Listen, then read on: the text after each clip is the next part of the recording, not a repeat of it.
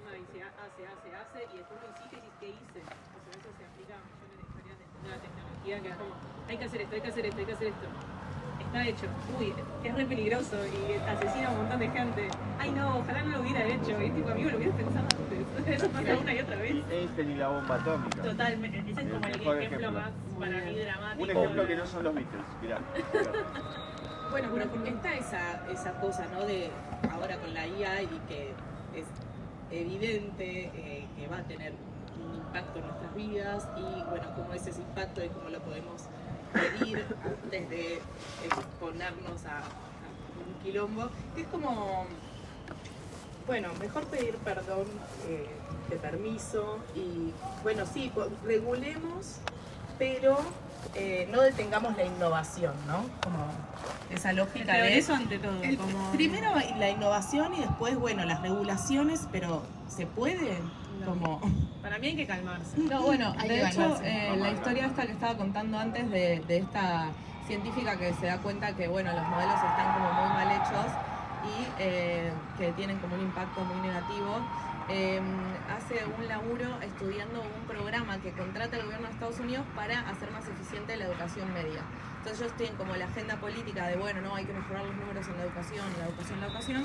Entonces contratan este tema de los estados muy neoliberalistas que se achican, que pierden mucha capacidad interna, que externalizan contratos públicos.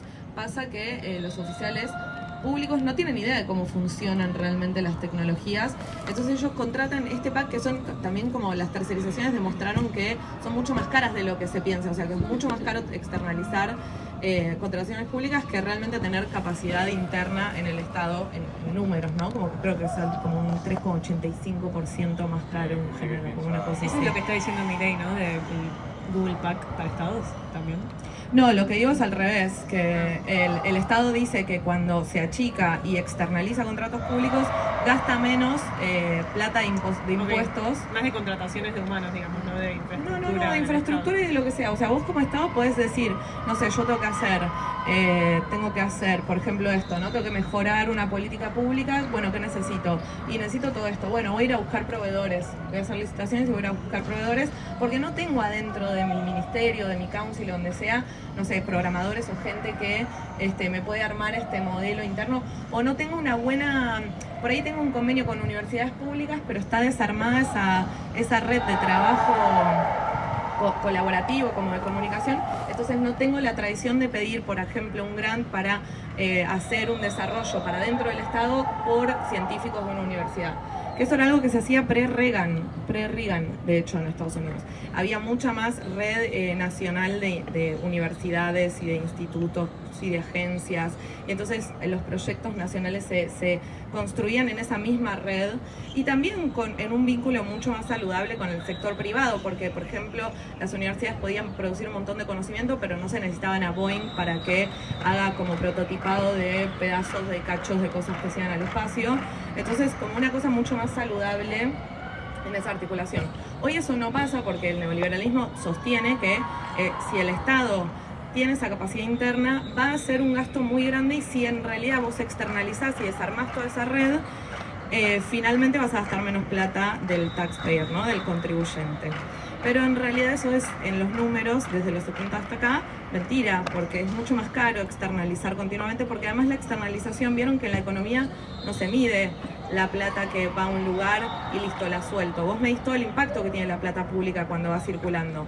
Entonces, en esa circulación de dinero también hay un montón de pérdida, porque se debilita mucho no solo ese sistema nacional de producción científico-tecnológica, sino también estos diálogos con proveedores que también marcan un norte para hacia dónde tienen que ir las empresas o qué tienen que producir las empresas. Entonces ella lo que mostraba en este caso de este sistema que contrataron para mejorar el rendimiento de la educación media, ella encuentra que eso, que los oficiales, funciona re mal el programa, empiezan a despedir un montón de profesores que obviamente eran los que estaban más excluidos, más que tenían las situaciones más complejas de las poblaciones más vulneradas como alumnos. Entonces le hacen un juicio al Estado que ganan, porque finalmente el modelo profundizaba, no medía eficientemente qué pasaba en la educación, sino que profundizaba la exclusión, la marginalización y la discriminación. Entonces la gente le gana el juicio al Estado. Ahí también ves que la política termina siendo terriblemente cara para el Estado, además que de funcionar mal. Entonces ahí tenés como una re linda muestra de los niveles que hay en la problemática, porque por un lado tenés a los tecnólogos que por ahí están desarrollando y no saben ni cómo eso va a impactar, ni realmente quiénes son, que hay personas vinculadas a la tecnología. Tenés a los oficiales públicos que tienen que contratar para responder a esa agenda pública, pero que después tampoco saben lo que está pasando ni pueden dar cuenta y terminan también todos en una situación compleja legal. Tenés el taxpayer money que vos decís como, bueno, yo quiero que me mejore la educación, pero no sabes que en ese circuito hay un montón de cosas que están rotas y que funcionan así. Entonces como que se puede...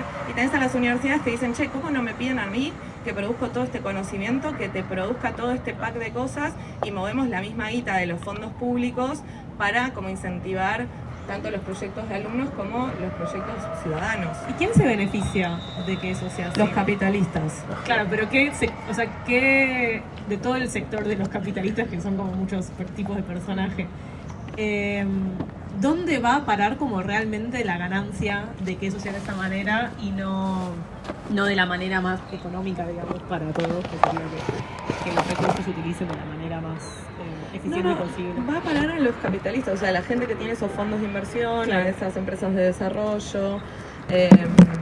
Esos son los venture capitalists. Claro, son como, más que venture capitalists, son, también son los equipos de accionistas de las empresas, los lobistas. O sea, piensen que hay un negocio muy grande en chupar plata del Estado que pagan en los impuestos los ciudadanos. Que también lo vemos en cómo se produce conocimiento hoy, cómo funciona la tecnología, y por eso la inteligencia artificial es una cosa problemática, porque se piensa mucho en la inteligencia artificial y no se piensa que en realidad es una tecnología y está haciendo, los resultados y los impactos que está teniendo están vinculados con el modo en el que eso se está deployando, mirando, regulando, que es muy capitalista. Entonces vos tenés un Estado que, por ejemplo, fondea durante 10 años el desarrollo de un medicamento, como el de la hepatitis C. Bueno, que eso viene todo de fondos públicos, se desarrolla en lo público y después, como el Estado norteamericano no soporta hacerse cargo de eso, entrega la patente a una farmacológica que no paga la patente, que no pagó todo ese desarrollo público y que después lo vende a $80.000, que es una barrera de acceso muy alta para la mayoría de la gente que pagó ese desarrollo con sus impuestos. Claro, la falta quizá de conocimiento de ese proceso es lo que hace que mucha gente no sepa tampoco cómo interceder o cómo organizarse en contra de que eso sea así. Porque creo que, sobre todo ahora que en Argentina estamos viviendo este proceso puntual, creo que gran parte de la falta de capacidad de organización viene de no entender del todo qué es lo que está pasando. Sí. Absolutamente. Sucedió con el sistema de reconocimiento de rostros del gobierno de la ciudad, que también lo tiene el gobierno nacional, lo puso en los trenes durante la pandemia, que además es una tecnología importada, en donde todos los datos que se recolectaban iban a servidores que estaban en otro país, donde nosotros seguíamos entrenando, ¿no? esos modelos que tomaban decisiones dudosas muchas veces, como de repente, confundirse y que una persona termine detenida 1 o 2 días por una confusión de la máquina, y ¿quién se hace cargo de esos errores después? Y como, el desconocimiento del proceso y de las auditorías que no se hacían, no había forma de auditar cómo estaban funcionando ese sistema. Sí, la falta de rigor en los procesos públicos, de cómo se están contratando cosas internas, cómo se ejecutan, cómo se da cuenta legal de cuando hay errores que afectan a los ciudadanos.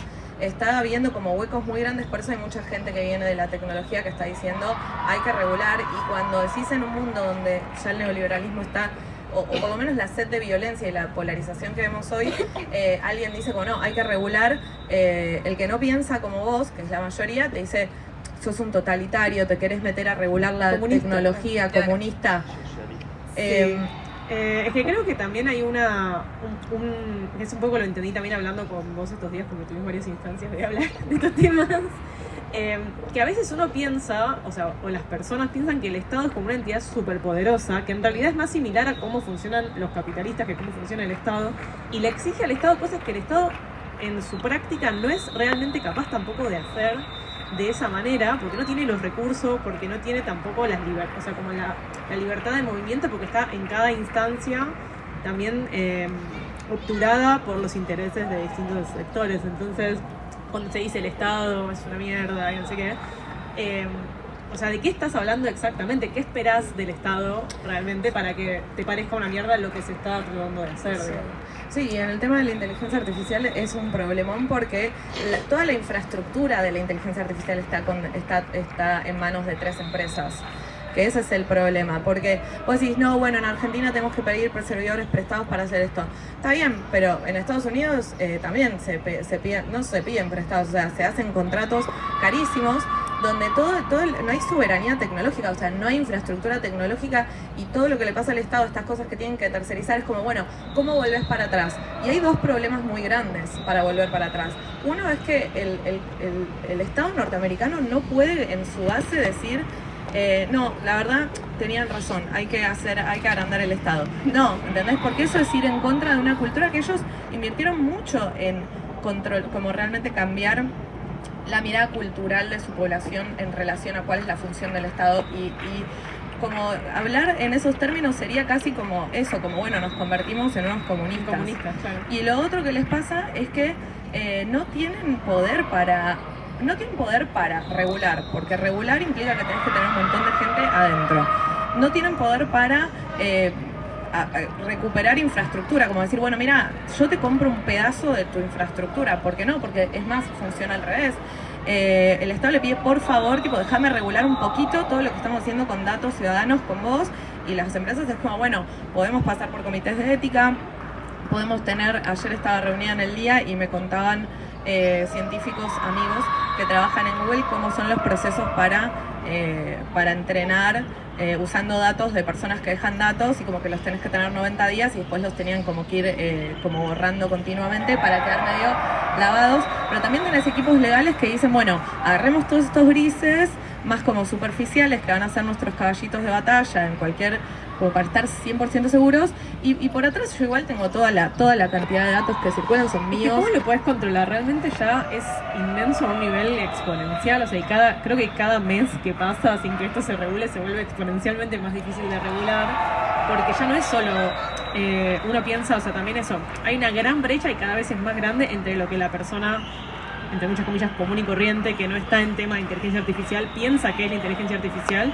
y cómo opera eso realmente en el mundo de gente que está metida en el tema. Como que hay esta idea de que ChatGPT es inteligencia, o sea, obviamente es inteligencia artificial, pero no se trata de la herramienta o la interfaz que llega al usuario, que es como la versión más controlada de contenido, o Runway o cualquier, no sé, de las herramientas. También el tema artístico, que es algo que seguro vamos a tocar más adelante, trae estas conversaciones que tienen más que ver con el mundo del arte que con la inteligencia artificial en sí, porque uno se queda con esos exponentes de interfaz que le llegan al usuario y detrás de eso hay como un mundo muy incomprensible para la mayoría de la gente que tiene que ver con datos, que tiene que ver con servidores, con no para servidores todos. Físicos. Hay jóvenes que pueden estudiar lo que hay detrás y entenderlo, e iluminarnos con su conocimiento. No, y algo muy loco también, o bueno, como muy interesante de pensar ahora, yo siempre digo que a mí me aburre un montón la pregunta de tipo, bueno, la inteligencia artificial va a reemplazar a los artistas. Porque yo pienso que además hay que hacer toda una transformación en la cultura muy grande, mucho más allá de la inteligencia artificial, y que además pienso que una tecnología jamás podría reemplazar a un ser humano, porque el chiste es que el humano siempre media en eso y que también tenemos mucha capacidad creativa y de desarrollo de concepto. Pero la pregunta más linda y como que es más difícil de hacer es ¿cómo entender para qué necesitamos AI y para qué no? O sea, porque hay tanto hype con la inteligencia artificial que ahora todo tiene que ser inteligencia artificial, todo el mundo le quiere poner inteligencia artificial lo que hace, y realmente admite la pregunta como sí, pero es una tecnología, o sea, ¿realmente la necesitas? ¿Cuál es el objetivo de eso? Hay cosas para las que vino a hacer un cambio muy grande, como en la salud, esto que hacemos en BT con las voces, reconocimientos de voces, desarrollo de voces, pero cosas con la salud, como manejar datos muy grandes, procesar datos, paquetes de datos muy grandes, cosas que le liberan el cerebro también un poco a los científicos, sí, a los médicos, a la gente que está laburando con eso. Eso fue muy importante, es un salto muy grande. Pero después hay un montón de aplicaciones que tienen que ver con este hypeo de, bueno, vamos a usarlo para todo, nos va a venir bárbaro, y después se nos llena el culo de preguntas. El tema es ¿realmente ¿para qué? nos vino bárbaro? Porque ahora tenemos un montón de preguntas que nadie puede contestar en un contexto que ya era competitivo y excluyente. Pero Y nos entonces pone en nos ese lugar llena de necesario miedo. igual para mí, y esto también lo estuvimos charlando, pero yo lo venía pensando en relación a todo el tema del blockchain y los NFTs también, y ya hubo un poco de conversación previa acá, pero también está bueno abrirlo porque sé que acá también mucha gente sabe y opera y maneja estos temas. Pero creo que la tecnología puede ser todo lo revolucionaria que quieras, pero si las formas de usarla siguen siendo las mismas, no solo va a volver a generar los mismos problemas, sino que va a crear nuevos problemas de desigualdades más grandes que tienen que ver con, derecho de autor ni hablar. O sea, creo que es uno de los grandes problemas de esta nueva ola de inteligencia artificial. No porque defienda necesariamente el derecho de autor, pero digo, hay que tener una conversación profunda sobre eso antes de empezar a ceder eso por completo a que vos le pidas a un bot que use la voz de Spinetta y lo pueda hacer. Claro, pero viste que viene de atrás la pregunta. Como primero Totalmente, todos lo sí. adoptamos, todos lo empezamos a usar, todos lo hypeamos, todos, hay que estar ahí, esta es la agenda. Y después de atrás vas, y esto es algo típico de la implementación, no solo de tecnologías, de la implementación de cosas en lugar. Es como lo mismo que pasa con Argentina, que importa políticas públicas de otros países que no tienen nada que ver con nuestro territorio, las implementamos, ejecutamos un montón de presupuesto y después cuando las vemos en el territorio decimos, ay, no. Y empiezan a no salir eran problemas para que ni acá. siquiera te imaginaste que iban a pasar Porque no te tomás el tiempo y estamos todos en esa cuestión medio aceleracionista corriendo hacia tipo la nueva de tecnología. rompamos todo. Al final todos odiamos a los Silicon Valley guys, pero un poco la forma que tenemos de vivir la vida es esa. Y ¿no? porque Como queremos que los estar Big ahí Bucks también. Eso que decías de quiero Pero me los canso Big y voy a Bucks los Big Bucks, en el fondo son una mentira. No obvio, van a llegar. pero es una trampa que mantiene, yo creo que a mucha gente, sobre todo con el tema de la inteligencia artificial ahora, que como la idea de que si sos un early adopter de algo te vas a hacer rico en eso y ya es tarde y vos pensás que estás temprano y ya estás tarde porque te enteraste de una manera tardía por tu territorio o por lo que sea, y esa pulsión que creo que sale una y otra vez de querer inconscientemente cagar al otro y sacar ventaja a uno, por más de todos los discursos de comunidad que uno pueda tener, en el fondo de muchas de estas cuestiones, también con los datos y con el acopiar datos ajenos con políticas, digamos, dudosas de privacidad o de acceso a eso, está esa pulsión de querer cagar al otro y de querer sacar ventaja porque nos han inculcado esta idea de que estamos yendo sin freno al apocalipsis, sálvese quien pueda, el otro es tu enemigo y cuanto más vos puedas beneficiarte, por más de lo que le pase a la tierra, al clima, a otras personas, lo que sea, vas a estar bien, vas a estar mejor, como que ese es el destino. Y eso nos lleva una y otra vez a tropezar con las mismas piedras de formas cada vez más violentas y con peores consecuencias para el ambiente y para el prójimo. La historia de la humanidad desde la creación. Sí, No cambió nada. no, esto de que hay que ayornarse todo el tiempo con la herramienta porque es sí o sí va a cambiar la humanidad y tu trabajo no va a ser lo que era, así que empezá de cero con esta herramienta que en 2 meses cambia también, es otra. Y de repente delegar tanto de nuestra producción o no sé, un trabajo, por ejemplo, cambiás el esquema y empezás a usar cosas con inteligencia artificial, ChatGPT y tal. Y mañana ChatGPT sale el triple o deja de tener esa feature y no sé qué, vos le delegaste un montón de tipo... Y medio que te olvidás de cómo tu hacerlo de trabajo, otra claro. manera también. Como- Es como el auto automático y después tenés que manejar uno con palanca y por ahí es como, oh no. Sí. Le estamos delegando muchísimo más de lo que por ahí después querés recuperar un poco de ese control y ya es tarde también para eso porque perdiste. No, tarde no es nunca. Bueno, pero también más hay que... costoso eso Sí. también. Pues es que es un trabajo que no tiene que ver con la inteligencia artificial, es como estar mirando, o sea, estamos mirando algo que no nos va a rascar donde nos pica. O sea, como que usamos muchas excusas para no inventan un hablar picor nuevo de también. la verdadera discusión. Como pasa con la transición energética. No, bueno, y entonces hacemos una transición energética. Está bien, pero ¿de dónde viene el litio? ¿Quiénes van a usar ese poder? ¿Alcanza el litio para hacer la transición de todos? Y después cuando no haya litio, y ahora encontraron 51.000 toneladas millones de toneladas de petróleo, y los países del primer mundo siguen usando combustibles fósiles y pushean la transición energética en países pobres, ¿entendés? Entonces es como, bueno, no es la transición energética. No, la es letra otra- chica es que va a morir mucha gente y probablemente seas vos aparte. no solo es como- otra excusa de circulación de capital, sino que no es ahí donde nos pica. Y nadie quiere dar, como es muy difícil dar las discusiones verdaderas, como decir, bueno, no es sobre la inteligencia artificial. Queremos que sea sobre la inteligencia artificial porque, como decía Zizek, uno quiere mantener la ilusión de la realidad, porque realmente ser libre es muy doloroso, es una ruptura con la realidad. Hay algo que se pierde para siempre, es como una pérdida, es como una muerte.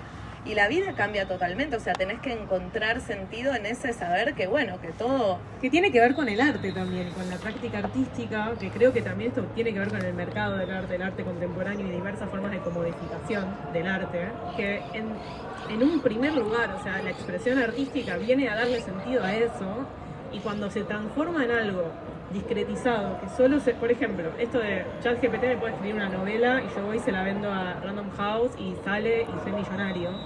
Y hoy veníamos en el tren y me acordaba una frase, creo que yo decía que era de Bukowski, ellos decían que era de Dolina, no sé quién es. Pero que la gente no quiere... No, la de Dolina es, la gente no quiere leer, quiere haber leído, y creo que es de Bukowski, no quiere escribir, quiere haber escrito.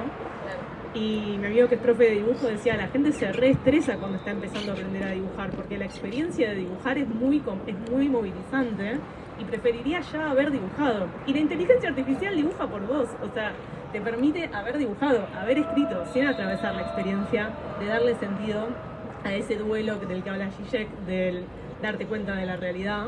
Entonces creo que está haciendo un atajo que nos perjudica como artistas, o sea, nos está quitando la posibilidad de experimentar el... Para mí no es tan así. Igual yo soy muy tecnócrata, o sea, soy muy fan de la tecnología, pero para mí no es así porque el artista tiene mucho concepto. O sea, como vos podés escindirte de algunas partes de la práctica y igual tener muy claro, digamos, qué es lo que estás creando, cuál es el todo. No es cierto. La obra tiene un montón de preguntas. No creo que usar inteligencia artificial sea sí o sí esto que estoy diciendo, pero sí creo que mucha gente quiere usarla o quisiera que sea eso. Tenemos una pregunta en el público. No, quería tirar una data que me tiraste un poquito. Salió una red social, no sé hace cuánto, pero me enteré hace poco, que se llama Cara, que banea todas las... creo que específicamente como arte... Vení, acércate. Vamos a acercar de lado. Hola. Bueno, mi nombre es Iván. Nada, quería decir que hace poquito me enteré por una artista que sigo ahí en Instagram, que está como muy enojada con específicamente con el arte IA y con la avanzada que está teniendo en Instagram, cómo se está llevando puesto todo, digamos, y cómo más que nada los artistas que pintan, que dibujan, digamos, como artista plástico, le está costando mucho eso, tener la llegada que tenía antes en Instagram. Aparte de Instagram, como que cada vez es más grande, entonces claro, pero se polariza más también. Es mentira eso. Ya les estaba costando, les va a costar cada vez más, porque el sector de la cultura es el más competitivo, para el que menos oportunidades hay en un mundo. Se está votando en Instagram, digamos. Se está votando al mundo, chicos. O sea, no hay por dónde, hay que pensar otro mundo, no hay dónde, no hay nadie, no es que un día cae la IA y, ay, bueno, bárbaro, ahora todos los artistas tenemos cómo comer. O sea, no había cómo comer desde antes. Acuérdense del libro de Byung-Chul Han que salió hace unos años cuando la IA todavía no era un problema. Y él decía, este es el peor ámbito de producción porque es el que menos oportunidades tiene, en el que más gente quiere participar, al que menos ingreso tenés. Entonces, donde vos más te autoesclavizás, porque sos full tu propio jefe en el arte. Entonces, paremos de pensarla ya, pensemos tipo, ¿cómo vamos a hacer para ser productores culturales en un mundo que necesita muchos cambios? Y nosotros tenemos esa capacidad de conceptualizar, de pensar, de proponer, de desarrollar, de diseñar, de crear cosas.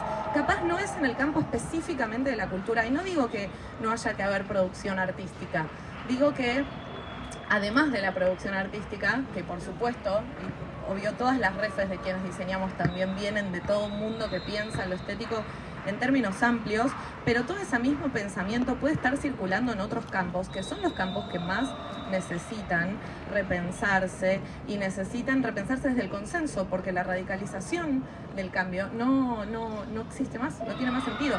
Yo crecí pensando que íbamos a hacer la revolución, pensando sinceramente en mi corazón. Yo pensaba en un día yo me voy a levantar y va a haber gente en la calle armada y yo voy a salir con ellos, tipo el 2001, pero worldwide, ¿entendés? Esa era mi fantasía. Y va a pasar, y entonces tenemos un montón de historia para agarrar, de herramientas para después hacer unos estados populares, ¿entendés? Y el capitalismo va a tener que cambiar. Y eso no pasó. Y no solo no pasó, sino que igual el capitalismo está en crisis, las democracias están en crisis, el 67% de la humanidad está por debajo de los límites de la pobreza, el 10% de la gente coopta todo el poder y todos los recursos. Tenemos 3 empresas que regulan, controlan, deciden, hacen y venden toda la tecnología que usamos hoy, de la que estamos hablando ahora. Entonces, siempre está esa pregunta de, bueno, ¿qué hacer? Y yo no sé si es discutiendo si la IA me va a reemplazar a mí haciendo cuadros que ya no me daban de comer hacía 2 años. Es como, bueno, hermano, yo sé que es muy difícil, como dice Zizek, I am already eating from the trash can. O sea, ya estamos comiendo el tacho de basura. Y va mucho más allá de cualquier tecnología que es esta, mañana va a ser otra. Y nosotros vamos a estar cada vez más afuera, pensando y preguntándonos cómo vamos a hacer para quedar adentro de esta locura. Y ese es el pensamiento artístico más valioso que uno puede tener. ¿Cómo hago para introducirme en un mundo que todo lo expulsa?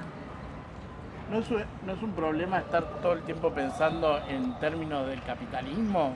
Porque acá los que todos temen es quedarse sin trabajo, que te dé plata para subsistir. Cara viene por eso. O sea, ¿No? solo quería cerrar como el tema de Cara, que era como lo que planteaba era, bueno, no sé cómo, pero detecta cosas hechas por IA y las banea. Y si te banea arte que no es IA, tenés que avisarle y te lo no sé cómo, lo regula alguien, supongo un ser humano.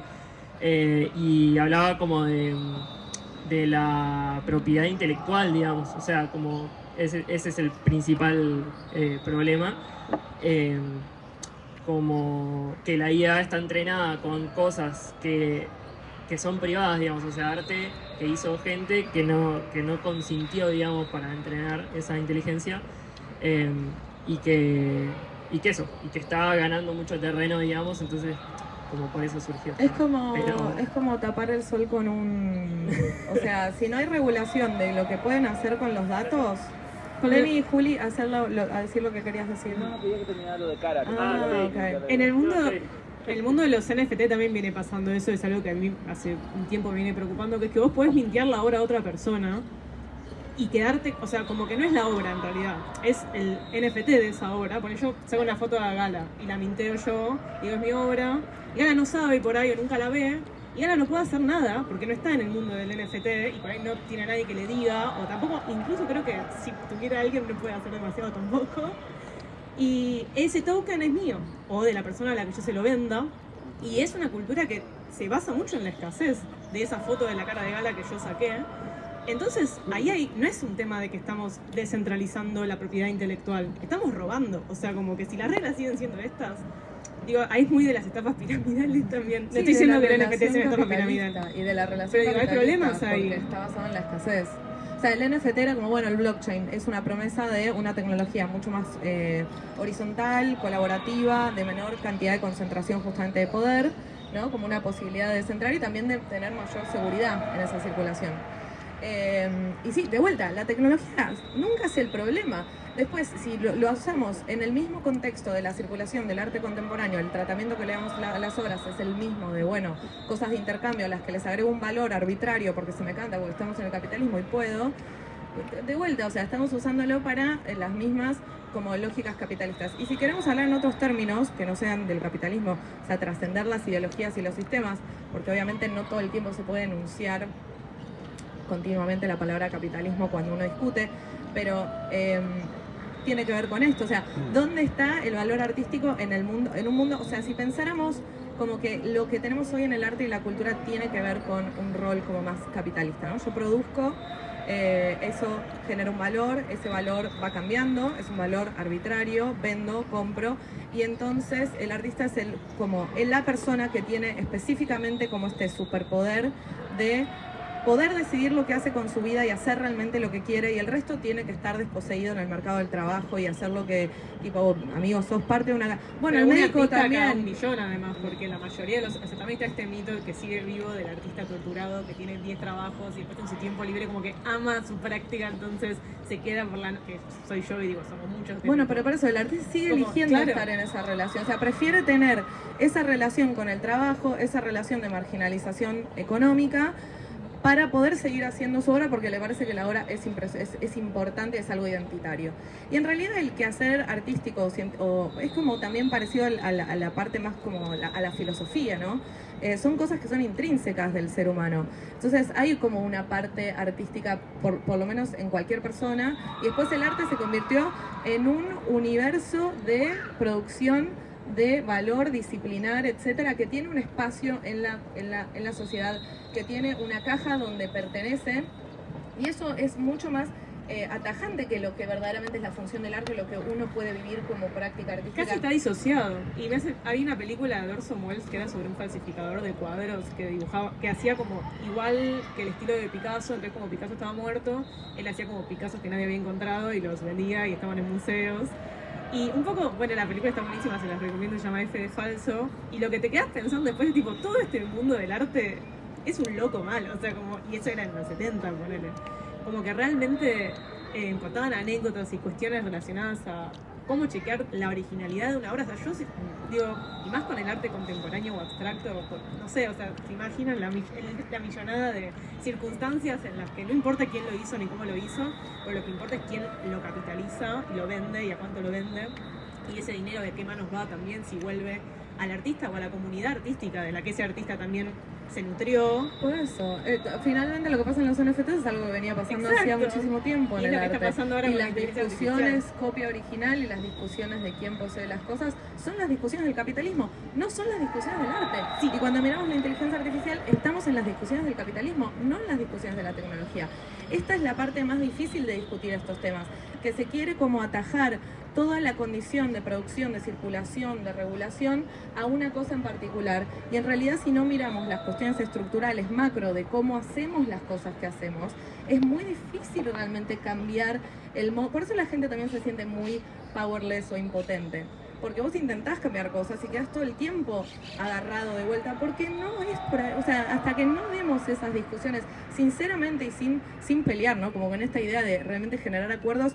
Yo pienso siempre en la trascendencia de las ideologías, como claramente soy una zurda, pero más allá de eso, siempre pienso como, bueno, hay una instancia de superación también de eso, porque si no, todos nos quedamos hablando con los que ¿no?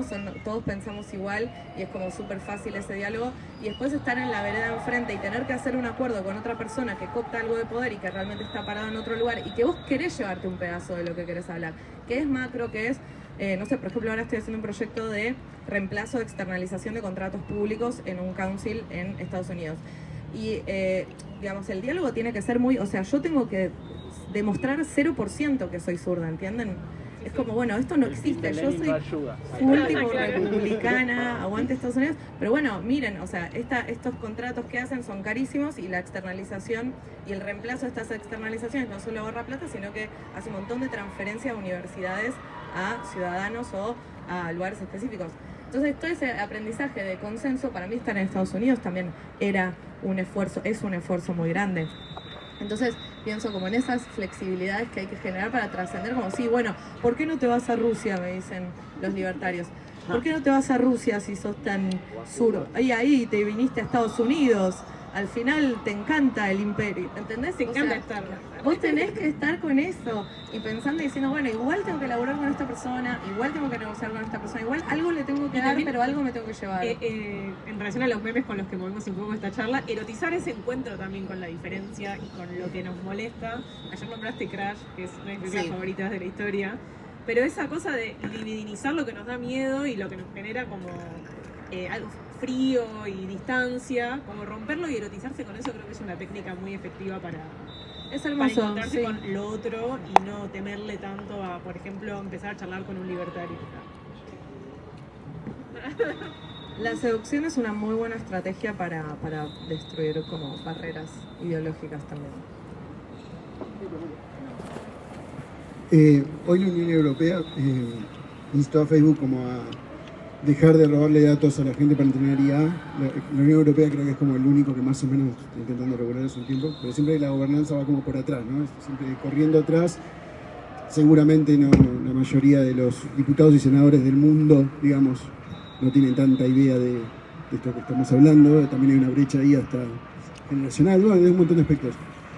Pero más allá de esto, hay, por ejemplo, no sé, pienso en este tipo, Sam Altman, que plantea esta idea de, no es de él, ¿no? Pero de, bueno, el salario básico universal solo por ser humano, que van a poder cobrar los artistas mientras, o cualquiera, ¿no? Pero quiero decir, la solución a este problema de que la IA te quite el laburo podría ser que a todos nos paguen y vivamos alegremente jugando con el ChatGPT, etc. Y esto por ahí va reemplazando hasta incluso el rol de un Estado, digamos, es como que se va convirtiendo en una tecnocracia con todas las letras y de privados, digamos. Es un disparador, para que reflexionen lo que les parece. Sí, pero igual los privados no tienen ninguna responsabilidad civil sobre la gente. Claro, Entonces no tendrían por qué hacer el único que puede regular eso es un Estado, en realidad. El único que puede decir yo No quiero se habla de la hacer- responsabilidad civil en esas cosas, como creo que en estas charlas también que se han corrido tan hacia lo mega libertario, como a veces uno se queda pensando como, bueno, ¿y cuál es el rol del Estado realmente? Y es eso, que al Estado le puedes exigir cosas, ¿no? Es que ese es el tema cuidado de de los usuarios sobre todo, ¿no? De los ciudadanos, que en la tecnología somos usuarios, pero de repente viene WorldCoin a escanear el iris de toda la población y el Estado dice, bueno, sí, que nada, ni idea qué Aparte, pasa a con los cambio de ojos, dinero, pero porque ahí tengo una a cambio zaraza de ahí de que es guita- a cambio de, te dan una cripto de regalo y es tipo, te están pagando por escanear tu iris, o sea. Y hay muchos países que ya prohibieron que esta empresa opere en su territorio y acá nada, cero. Están haciendo fila en todas las provincias para seguir escaneándose el iris y mismo con lo de Facebook, este entrenamiento de la IA que obviamente Facebook dice, bueno, sí, vos podés decir que no, en esta opción que está súper recóndidamente escondida, llena este formulario y entonces no vamos a entrenar con tus datos, a chequearlo a lo de tu abuela, pero no estaba disponible en Argentina ese formulario. Yo veía por No, de internet hecho, todo tipo, sí, llenen el formulario, solo en no sé 3 qué, todos países. A mí me españoles, pasó lo y mismo. acá no. Que a veces empezamos, eso es un problema que hay que empezar a darnos cuenta y dejar de hacerlo seriamente y decirle y concientizar acerca de eso. Hay que dejar de entrar en la urgencia de todo lo que se nos pide hacer en internet, como incluso de causas que son importantes y buenas, o sea, o que a uno le importan, pero tomarte siempre el trabajo de primero chequear que eso sea efectivamente así y segundo evaluar mínimamente el impacto de difundirlo de esa manera en ese momento. Porque son dos cuestiones que pueden jugar muy en contra, que me hace acordar a lo de Black Lives Matter cuando fue en pandemia, que todo el mundo empezó a compartir los cuadrados negros y de golpe la gente de la organización empezó a decir, che, dejen de hacer esto porque están tapando toda la información que hace falta que la gente vea acerca de esto que está pasando. Y estaba toda la gente que comparte todos, compartiendo el cuadrado negro diciendo, sí, Black Lives Matter, hashtag, y tipo, amigo, pará, y es que tremendo. estás destruyendo lo que estás queriendo salvar. O sea, Eso es tremendo y es tremendo que, o sea, vieron que están las tiendas de cosas muy baratas, que son como cosas que la gente dona y ellos tienen estas tiendas de cosas muy baratas usadas. Y está lleno de merch de Black Lives Matter, o sea, como que, o sea, el real, vieron que Zizek tiene una escena en Guía de Cine para la Ideología que está en un cementerio de aviones. Y recuerda a Walter Benjamin y dice, ahora yo estoy en un cementerio de aviones, ¿no? Acá están todos los aviones en el desierto de Mojave. No, él está dentro de un avión. Sí, nosotros estamos en un cementerio de trenes, haciendo ese ejercicio de Walter de... él lo que critica ahí es por qué todo el tiempo, o sea, uno se da cuenta que hay algo que está mal, ¿no es cierto? Y lo primero que haces es levantar una bandera o ya empieza el activismo. Yo soy activista. Y son otros modos de no aceptar nunca que somos una chota. O sea, que hicimos esto, nos pasó esto, salió esto mal, ¿no es cierto? Y tener ese proceso de aceptación. Y querer decirle al otro qué hacer. Creo que eso está saliendo más que nunca ahora, incluso con los intentos, que también me parece que son válidos y caóticos, de organizarse en contra de este gobierno, que están habiendo muchísimos. Para mí todos son valiosos, pero a la vez veo algo que se repite una y otra vez, que es que alguien salta y quiere decirle a los demás que están haciendo una pelotudez, Claro, de una forma muy poco constructiva, que termina alienando más a una cabeza que ya está alienada, está totalmente al borde de la disonancia cognitiva total, diciendo... No entiendo, o sea, como que también Es más fácil es negar mucha que información. Es mucha información, pero también la es el comunidad sana resultado. eso, o sea, el sentirse parte de algo con tus diferencias, yo creo que es una soga para salir de esa alienación. Sí, pero eso es un truco también, porque vos pensás, bueno, voy a armar la comunidad. Listo, estás en la comunidad. Es un cotolengo la comunidad, porque hace 20 años que no entrenamos la formación de cuadros, 20 años que no entrenamos la organización, 20 años que no entrenamos gente que está lista para ser como PM de la lucha, si se quiere. ¿Entendés? Gente que dice, bueno, todo bien, pero este es el horario de los comentarios, este es el horario del no sé qué, y que se validen que haya como jerarquías. Como que hay jerarquías en el peronismo, puede haber más estructura, todo bien, pero en la izquierda, bueno, si hay estructuras, como chicos, La tiranía de la falta de estructura es un texto muy corto que salió hace relativamente, como lo pueden leer, no le beneficia a nadie estar todo el tiempo comentando cosas y en esta idea de medio del ego de, bueno, finalmente voy a tener razón, que es una pelea medio loca que tenemos las personas, porque querés tener razón, pero la verdadera pregunta, como era la pregunta entre Trotsky y Lenin, ¿no? ¿Qué querés, tener razón o transformar la realidad? ¿No es cierto? Como la idea de que querés tener razón todo el tiempo está buenísimo, pero ¿cuánto impacto entonces tenés en lo que haces y cuánta capacidad de transformación tenés en lo que haces? Y eso pasa con las políticas públicas de las últimas gestiones del peronismo, que vemos un gobierno que son los gobiernos que realmente se preocupan por la justicia social, que realmente tienen una mirada sobre la soberanía y demás, pero cuando hay que ejecutar políticas públicas hay un montón de problemas concretos en territorio, de problemas de ejecución, de problemas de que se hacen políticas y no se saben cómo se hacen ni para qué. Entonces siempre estamos en esa cosa de que, listo, entonces ellos tienen jerarquía y también odiamos la jerarquía que tienen. Por eso esto fue algo de Milei, contra la casta. Es contra la cosa de sentirte que no sos parte, que quedás como excluido y toda esta idea, bueno, ellos tienen todo este poder, son todos una cosa popular, amigos, no sé qué, y todos los que quedamos afuera los odiamos y no los queremos y odiamos. Y también tienen este sistema de jerarquías que algunos que tienen todo el poder y los otros van como en esta bajada de mandos aceptando. Y todavía hoy se ven esas prácticas hacia adentro del peronismo, como estas cosas de se sostienen esas conversaciones, esos modos, como hay gente que tiene más respeto que otras y por ahí esa gente que es más respetada no tiene idea de lo que está diciendo, igual todos tienen que callarse y hacerlo igual. Entonces hay que hacer mea culpas a los movimientos más sociales, más socialistas, más justicialistas, más porque no lo hacemos bien. Tampoco lo hace bien los otros, ¿no? No lo hace bien el neoliberalismo, no lo hace bien los capitalistas, no lo hacen bien. Lo hacen bien en términos de que ellos siguen cooptando, acumulando poder, pero usando también esta debilidad que tenemos. Y eso se puede hacer en 3 países, porque obvio que no se va a poder hacer en un país sudaca al que le van a empujar esa tecnología. Y nosotros no solo no lo vamos a pedir, sino que lo vamos a hacer. Vamos a quedar pegados y después nos va a pasar como siempre. Nos pasó algo, no entendemos ni qué nos pasó por arriba. Sí. Me estaría bueno también abrir para que si alguien tiene ganas de contar algo que sepan, hacer una pregunta. Se van a tener que acercar un poco si quieren. Primero que nada, gracias por la charla, estaba buenísimo. Me quedé con una pregunta o un comentario que estaba haciendo recién, que era el de estas preguntas sobre derechos de autor, y eso tiene más que ver con la lógica de producción capitalista. ¿Qué otro tipo de preguntas se pueden hacer que escapen de esa lógica? ¿Qué preguntas puedo hacer sobre arte e inteligencia artificial que no sean derechos de autor, que no sean métodos de distribución? Bueno, eso, ¿cuál es el rol del arte? O sea, cómo se produce. ¿Para qué se hace arte? Creo que es una buena pregunta también, de si se hace arte justamente eso para generar un producto como puede ser un jabón o un jarrón, que también pueden ser expresiones sensibles. Claro, pero bueno, esto de la novela escrita con ChatGPT es algo que yo creo que si no está pasando, va a estar pasando en 2 minutos. Sí, seguro. Y de toda clase de otras variaciones. De hecho, eso, grabar música con inteligencia artificial y diversas funciones. Entonces yo creo que quienes decidimos dedicarnos en mayor o menor medida profesionalmente, más allá de la práctica artística que todo el mundo puede acceder sin volverlo un trabajo, ¿para qué lo hacemos y por qué decidimos quedarnos en ese área que claramente, como decía Gala,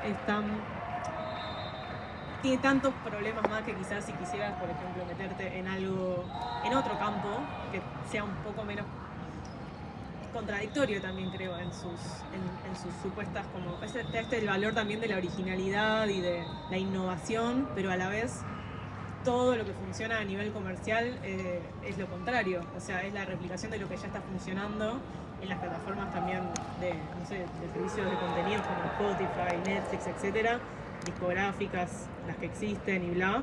Todo el dinero va a replicar lo que ya está funcionando y las formas de medirlo son cada vez más insidiosas y antiestéticas, si querés. Entonces terminan saliendo como estas películas bizarras que después la gente la ve y dice y fracasan como en el cine porque están hechas con inteligencia artificial y no hay tampoco guionistas o gente humana involucrada en ese proceso. Pero también hay cosas, primero, igual también hay herramientas que podés usar con inteligencia artificial que están buenísimas y que facilitan un montón de partes del proceso de trabajo.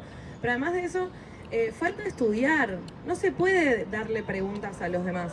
Lo mejor que te puede pasar en la vida es tener una pregunta, incluso como artista. No podés querer hacer una cosa porque todos hacemos la misma cosa y pensar que eso es arte. Y entonces usar una herramienta para una cosa de reproducción de los medios y reproducción de los soportes y reproducción de los lenguajes y pensar que eso es arte. Entonces ahí, la primera pregunta que cabe, y es una pregunta muy seria, y es una pregunta compleja, y sin estudiar no se puede responder ni siquiera a uno mismo, porque finalmente la respuesta que nos damos es a nosotros mismos. ¿Qué es el arte?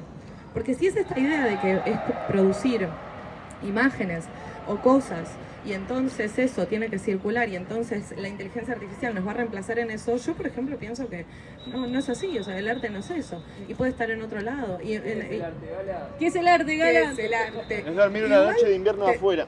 Creo que hay muchas respuestas de qué es el arte y cada quien elige la que más le sirve para no morir y para seguir dedicándose en cierta medida al arte. Intentar regular un poco el arte también es, no sé, intentar regular qué nos conmueve, porque en definitiva si hay una, no sé, una obra hecha con IA que te mueve el piso, bueno, es en algún punto... Sí, pero es cierto que son problemas que vienen, creo, del siglo XX arrastrados y que ahora la IA se suma a eso, pero que es de la comodificación del arte a niveles en los que ya se pierde como incluso contacto con...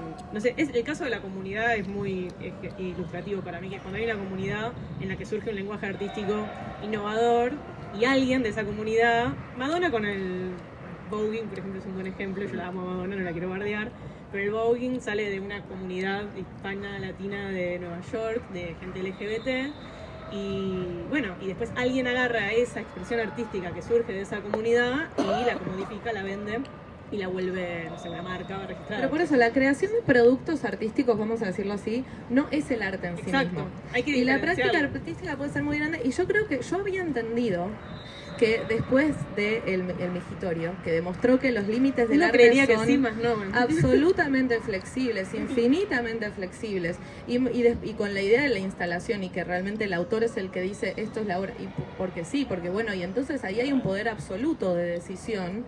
Entonces la discusión como realmente si puede ser una cosa u otra es como medio seca para mí en ese sentido, porque siento que ya está como muy saldada. Pero ¿no sentís que pasan muchas áreas? Siento que en el feminismo, por ejemplo, es otra área en la que se vuelven a repetir las mismas conversaciones que ya están supuestamente saldadas. Nueva y porque se estudia cada vez menos también. Claro, pero ¿cómo se combate eso? ¿Qué se hace con eso?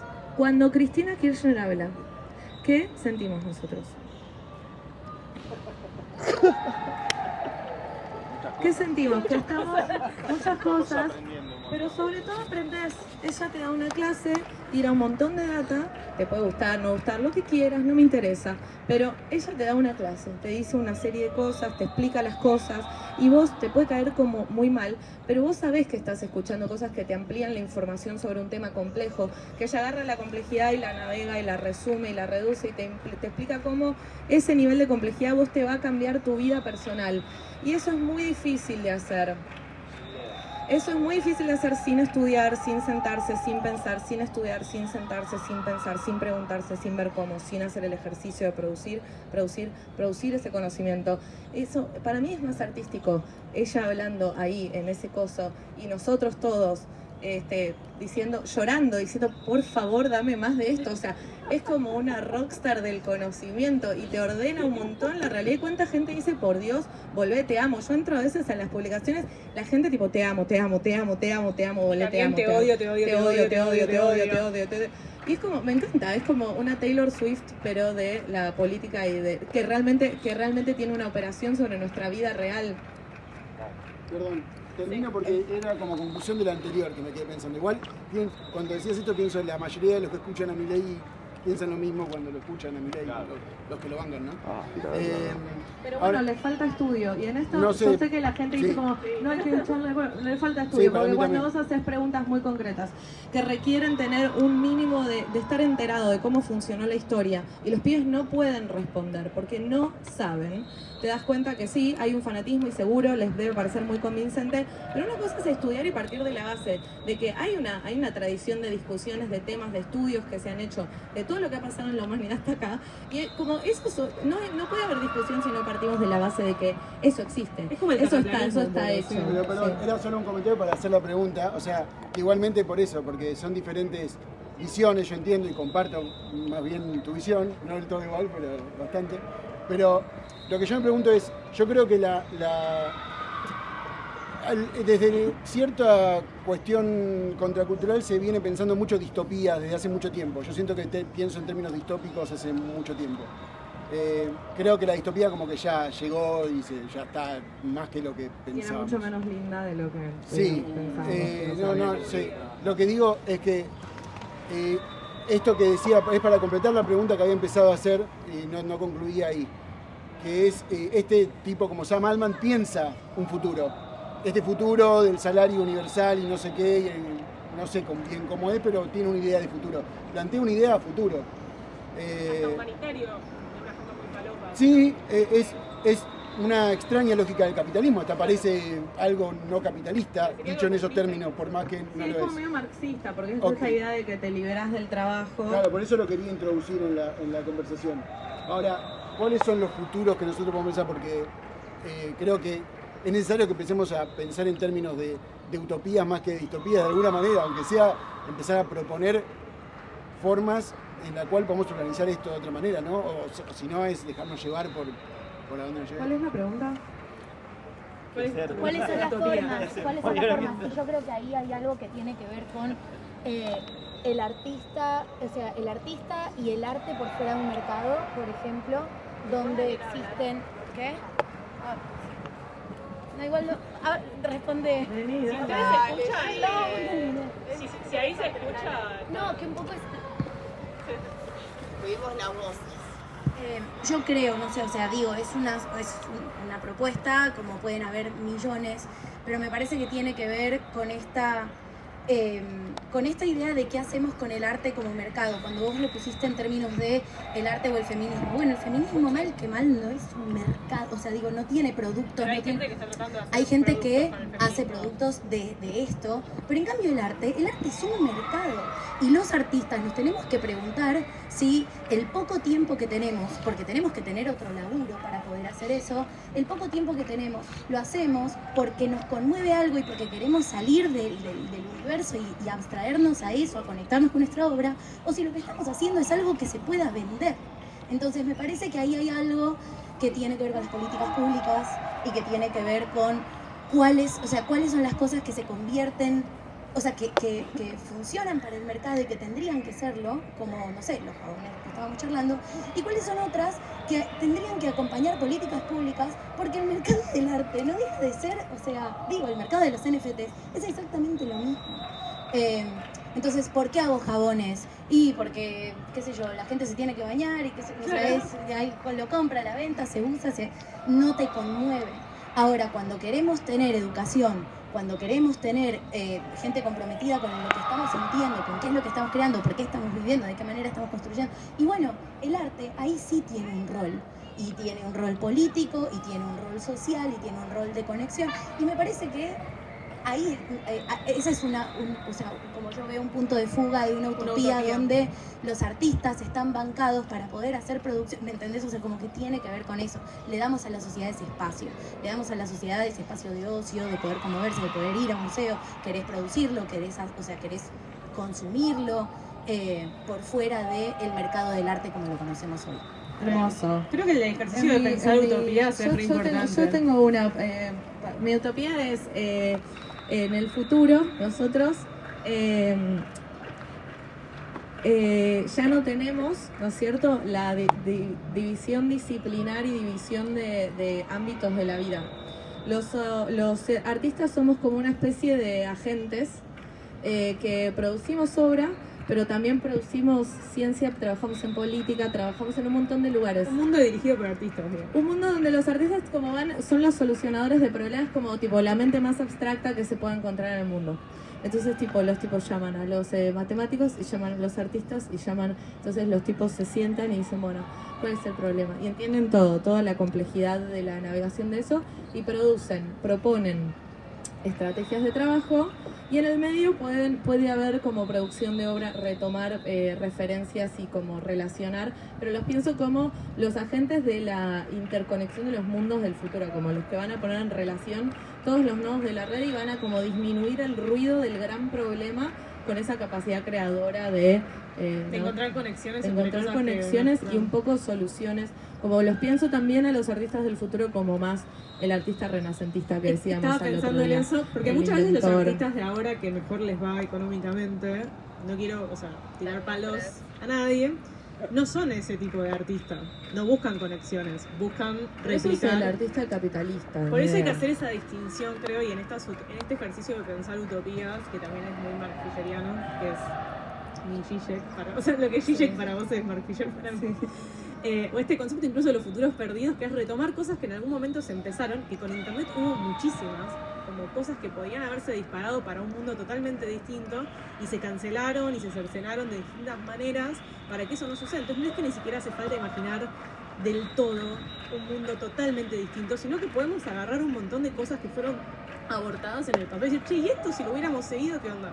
Che, ¿y esta filosofía de esta comunidad, de esta cosa artística, qué onda? ¿Por qué esto se apagó tanto? Sí. Y muchas veces son las mismas empresas las que, bueno, un caso que me gusta mucho es MySpace, que era una plataforma que cambiaba mucho el paradigma para los artistas a nivel mundial, que fue comprada por Fox y fundida. Y eso es lo menos casual del mundo, o sea, como obvio que la fundió Fox, porque era una plataforma que no le convenía para nada a la industria de la música. Sí. MySpace se suicidó y nos encontró el arma. Claro.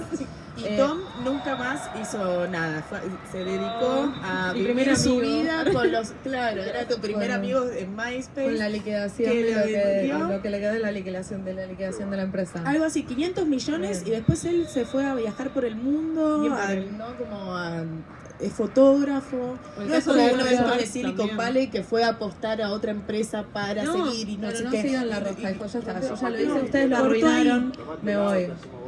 Yo ya lo Mucha hice, gente, muchos ustedes lo casos arruinaron, así que se yo me pueden- voy. Ya dieron algo. Pero pará, yo también más allá de traer, porque como que pienso el valor más alto del artista es la creatividad, o sea, parece una cosa tautológica, pero de verdad que en un mundo que parece estar muy seco, para mí el artista es la persona más importante del mundo, no sé cómo O explicarles sea lo que la mucho que amo creatividad el arte y la también tecnología. está muy cooptada por otras áreas. Pensaba eso, el término creativo publicitario. Yo trabajé muchos años horriblemente Pero en la publicidad. no. Ellos, es como lo que decía de Milei, o sea, el que está en esa lo ve así, ¿entendés? O sea, es obvio que podemos discutir un montón y argumentar y seguramente no es así. O sea, para mí no es así realmente. No es la misma creatividad la de un publicista que la de un artista.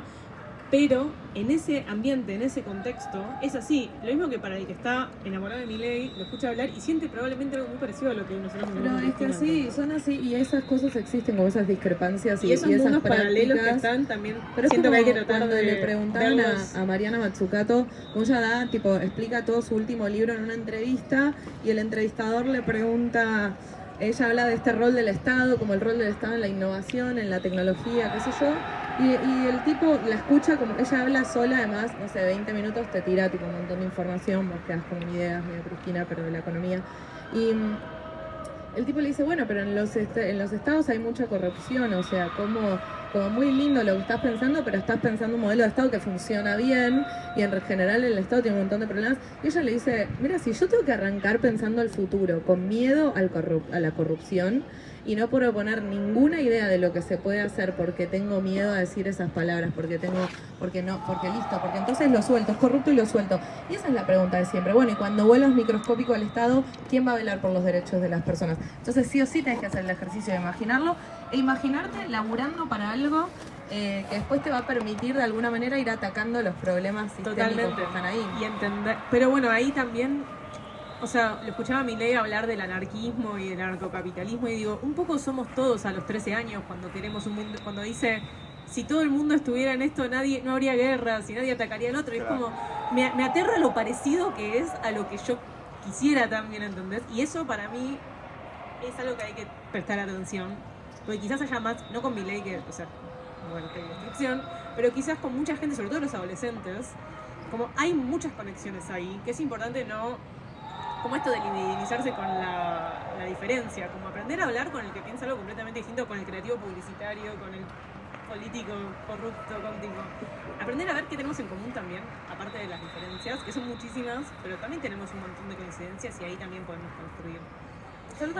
¿En qué lugar nos encontramos igual con esas personas que piensan diferente, ¿no? Porque de repente el fenómeno de la burbuja en las redes sociales y que estamos todo el tiempo hablando con nosotros mismos y personas que piensan igual que nosotros y la información que recibimos también está completamente sesgada, reafirmando nuestros gustos, nuestros intereses, pasa eso, ¿no? Como, sí, el fenómeno Milei, tipo, lo vivimos, es presidente el chabón, pero yo a mi alrededor como que no tengo acceso a conversar con esas personas siquiera, porque no sé dónde están, no sé qué están viendo en las redes sociales para que ese chabón les parezca un genio, porque igual yo no recibo esa misma información, ¿viste? Entonces digo, bueno, pero ¿dónde nos encontramos a hablar con esas personas? A erotizar.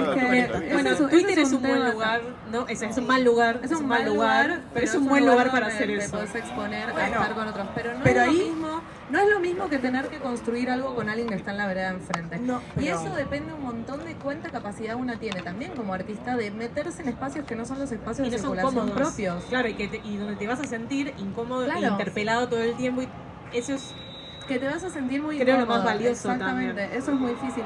Es muy difícil hablar con ingenieros, es muy difícil hablar con fachos, es muy difícil hablar con gente que está en una vereda opuesta, es muy difícil hacer empresas con empresarios, es muy aprender difícil. A no triggerearse y enojarse. Yo conozco mucha gente que votó Milei, lamentablemente, y lo que me aprendí a hacer mucho en los últimos meses, más ahora que en las elecciones, con las elecciones era como que carajo está pasando todo el tiempo, es a no enojarse y tratar de continuar de seguir con el problema, o sea, como de continuar hasta que eso lleve a algún lado, entendiendo que probablemente esa persona también valida cosas que para vos son aberrantes y tiene mucho sentido estar enojado. Si alguien está bien, pero vos siempre, esto va de vuelta con lo que hablábamos el otro día, como la ingenuidad de los vínculos que tenemos con los demás.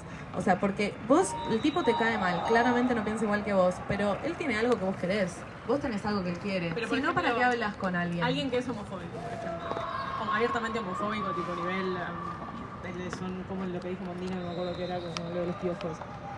Eso a mí, o sea, realmente es un ejercicio muy difícil. No importa, porque vos ya sabés, pero ahí tenés que discriminar, porque vos ya sabés que el tipo es un homofóbico. La pregunta es, ¿yo puedo hacer el trabajo igual? ¿Da que haga el trabajo igual? ¿Cuál es como el mínimo no negociable para que yo pueda hacer esto con el otro? ¿Cuánto puedo yo como transar esto?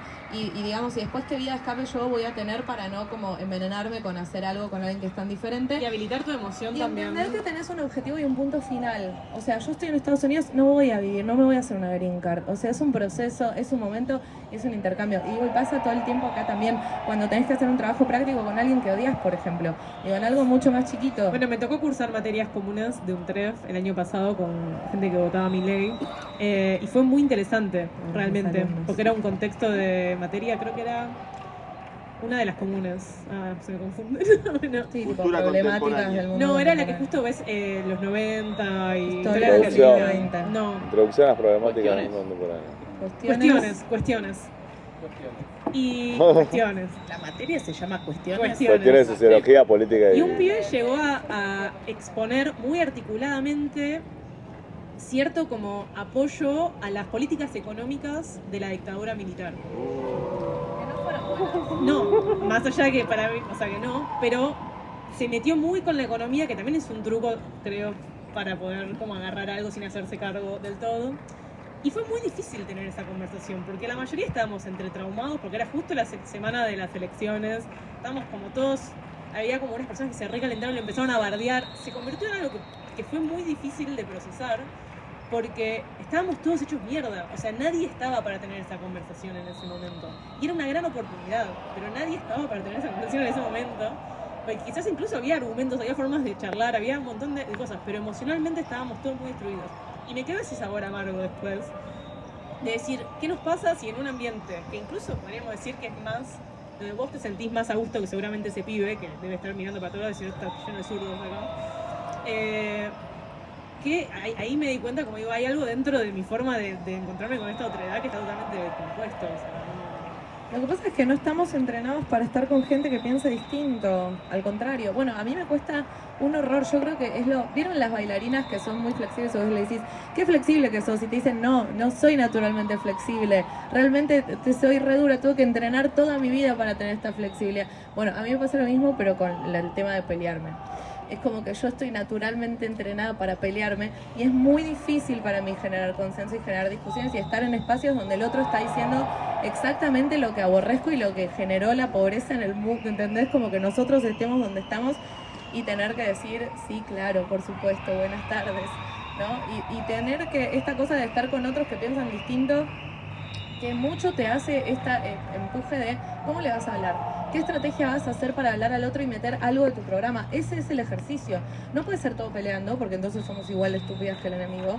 Entonces, ¿cómo son esas otras herramientas que yo puedo tener? ¿Qué clase de inteligencia emocional y como más específica del diálogo puedo desarrollar para entender al otro? Y a mí me pasó, y siempre cuento con mis alumnos, que antes en mi proyecto de investigación la mayoría de mis alumnos eran de artes electrónicas y ahora la mayoría son de ingeniería. Y claro, son diferentes entrenamientos y diferentes los perfiles de los alumnos. Y la verdad es que los perfiles de ingeniería están mucho menos preparados para pensar la dimensión política del quehacer técnico.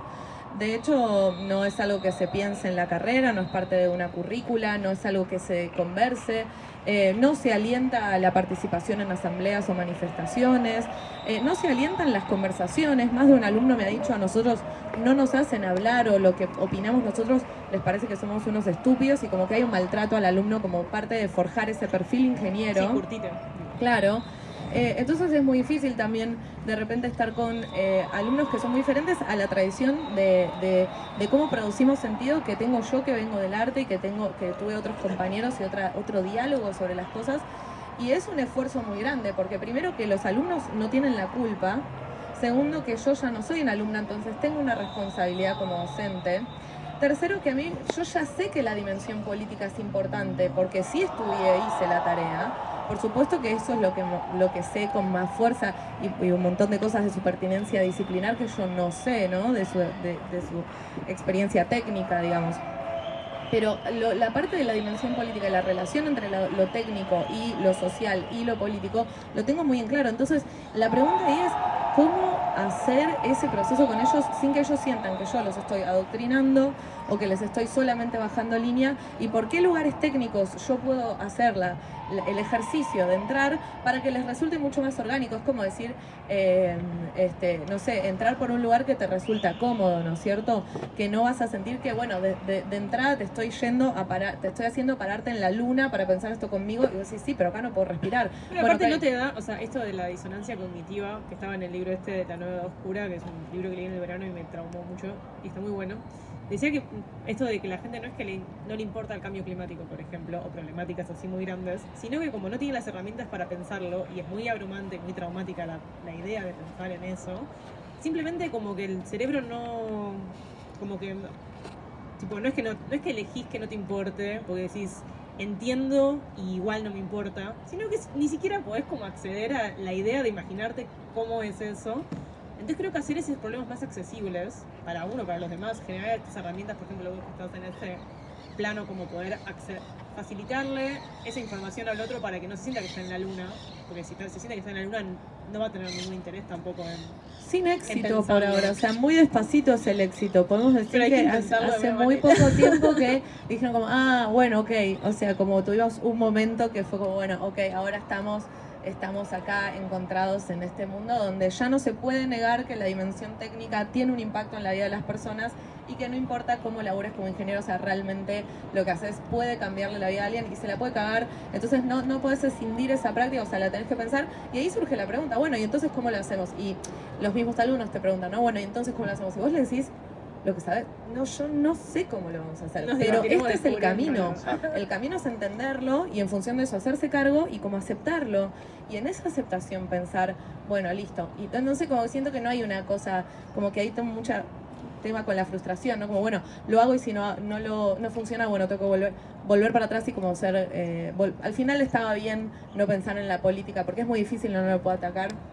Entonces, como tener ese ejercicio de alguna manera hacer una praxis en relación a eso y como ir generando pruebas de que las conexiones entre disciplinas o entre universos tienen resultados estratégicos favorables en comparación con hacer todos escindidos todo y tener como nuestros propios nichos de circulación y no te conozco, no te entiendo, no sé qué haces y no me importa. Es como sí, pero nuestra vida es una sola. Claro. Está bien como que el trabajo todos grupal estamos repartidos. que decías antes, como sobre todo un trabajo grupal en una materia común de un TREF en el que por ahí estás con un ingeniero, no sé, uno de nutrición, como 4 personas con 4 marcos completamente distintos que tienen que resolver algo en una cantidad de tiempo. Y seguramente les ha pasado que puede ser muy divertido y muy enriquecedor o horrible y la peor experiencia de tu vida. Pero creo que es muy importante hacer ese ejercicio de sentarte con 4 personas que vienen de otros caminos y resolver algo juntos y encontrar cada vez más herramientas para que hacer eso sea más libidinizante de alguna manera, aunque sea mentalmente, y menos frustrante y traumático. Para mí la enunciación de este tipo de cosas tiene que venir acompañada a un compromiso con una misma, ampliar su propio enfoque y tener mucha flexibilidad para entender el mundo del otro. Como decir, bueno, yo claramente esto discrepo. Bueno, pero cuando paso esa barrera como de enojo, de molestia con esa diferencia, como cómo puedo empatizar, como entrar un poco al mundo del otro y entender, sea cuestiones más sensibles o también cuestiones más técnicas, ¿no? Como hacer el ejercicio de estudiar cómo es la experiencia del otro y más o menos qué está estudiando el otro.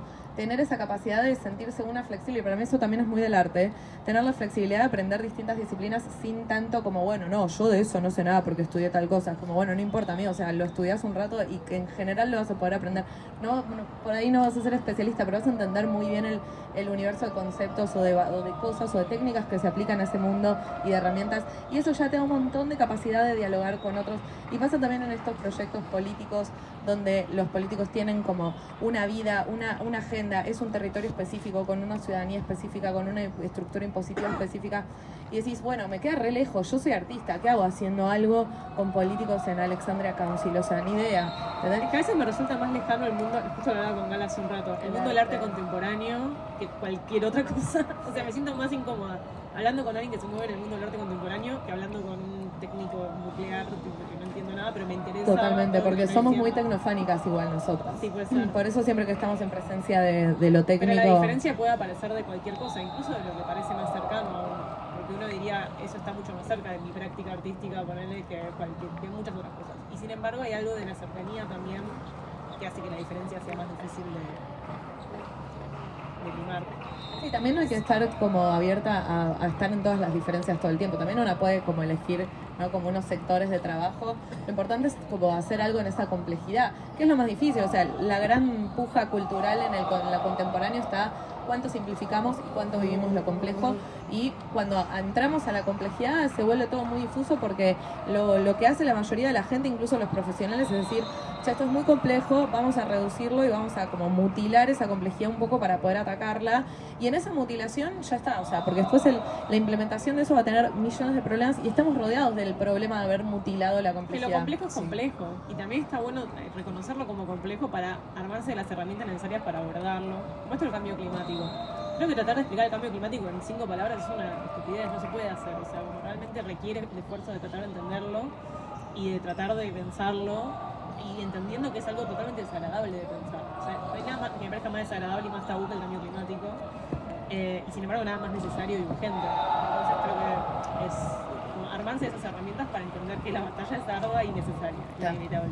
Y eso también pasa con la tecnología, ¿no? Como el entendimiento, ¿no?, entre la tecnofobia y el tecno-optimismo. Hay algo en el medio que los usuarios nos perdemos mucho, como de justamente esta dimensión política que tienen las herramientas que usamos a diario y cómo inciden en nuestra política local, que quizás todo el tiempo estamos viviendo como el fenómeno local y no los fenómenos que pasan a través de esas redes en las que nos conectamos a diario, ¿no?, con las personas con las que conversamos y con la información que circula y acercar eso a los usuarios, que no somos nosotros los nerds que estamos acá un sábado hablando de esto, sino, no sé, son nuestras familias, nuestros hermanos, nuestras, no sé, amigas también, como de empezar a curarles ese miedo, no sé curarles, como acercarles como esta brecha, ¿no? Como de cómo bajamos todo esto que es un mundo sin abrumarlos, a cagarlos a palabras, ¿no? Y llevarlos a la luna, me gustó esa metáfora. Pensarlos, claro. Bueno, a mí me cuesta cada vez más me cuesta cada vez más ser legible, es un esfuerzo un montón, y también me pasa que pienso, no sé, estoy como agarrando tanto de la experiencia ya que es como muy difícil ordenar todo lo que podría de alguna manera transmitir, y es difícil hacer las cosas legibles porque se pueden hacer legibles fácilmente hasta cierto nivel de complejidad, y después empezás como a escalar en complejidad y se vuelve como cada vez más, porque también hay un proceso muy mental que hace la gente para entrar en lo complejo. Como que no es un tema solamente de información, no es que vos lees sobre complejidad y lees sobre transdisciplina y haces obras de artes electrónicas y bueno, ya entendiste la complejidad.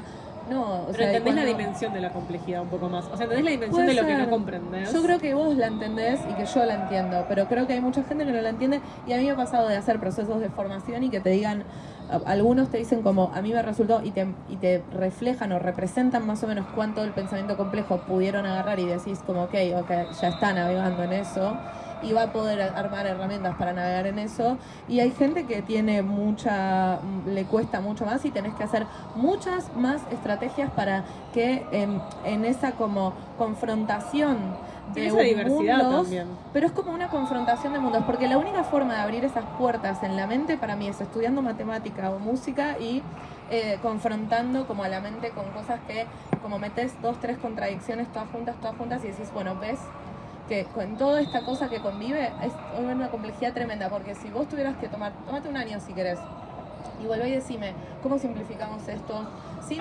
mutilar, ¿no? Sin realmente sacar pedazos por conveniencia, que es lo que hacemos, que es lo que hacen en la ingeniería, como bueno, yo dejo todo esto de lado porque si no, nunca voy a poder hacer esto, entonces hago esto. Bueno, eso en la complejidad no se puede hacer. Vos podés hacer eso para armar un sistema de módulos, pero la complejidad no lo podés hacer, la tenés que trabajar como entera y entender cómo las estrategias un poco son transversales a todos los niveles de esa complejidad. Entonces, si vos podés venir y decírmelo de forma simple, bueno, yo te espero, como cómo lo simplificás a eso.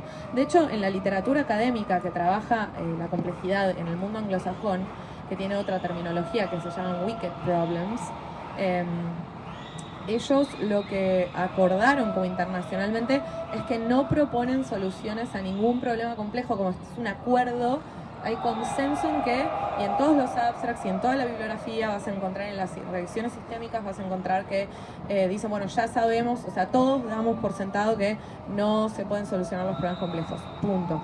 Con eso, y ahí tienen una serie de metodologías concretas de trabajo que en general van en la línea de, primero, hacer un buen diagnóstico de lo complejo, como bueno, hasta dónde voy a mirar todo esto y darle como un buen rato, porque realmente querés agarrar al problema en sus distintos niveles de realidad, entonces le das un rato. Gran parte de ese trabajo es diagnosticar el problema, mucho más que operar sobre él, porque eso es lo que nos adeudamos también como científicos, como todos, como ciudadanos. Y después de ese diagnóstico se proponen como estrategias específicas que dialogan con distintas partes de esos sistemas, y entonces vos después evalúas cómo funciona el sistema y ves cuánto podés medir del impacto en una parte más amplia de eso complejo. Entendés que escapó a tu sistema, pero que bueno, vos ya más o menos lo tenés diagnosticado y entendés cómo funciona. Digo, hay metodología para trabajar en lo complejo. En el mundo latino, en el mundo latinoamericano, eso se perdió porque la transdisciplina, por ejemplo, que es la metodología o el pensamiento complejo, quedaron como herramientas filosóficas y no como herramientas metodológicas de trabajo con los problemas. ¿Quieren que vayamos cerrando? Estaría bueno si alguien quiere compartir algo más, o aunque sea eso, no tiene que ser una pregunta, puede ser un... Pensé en esto.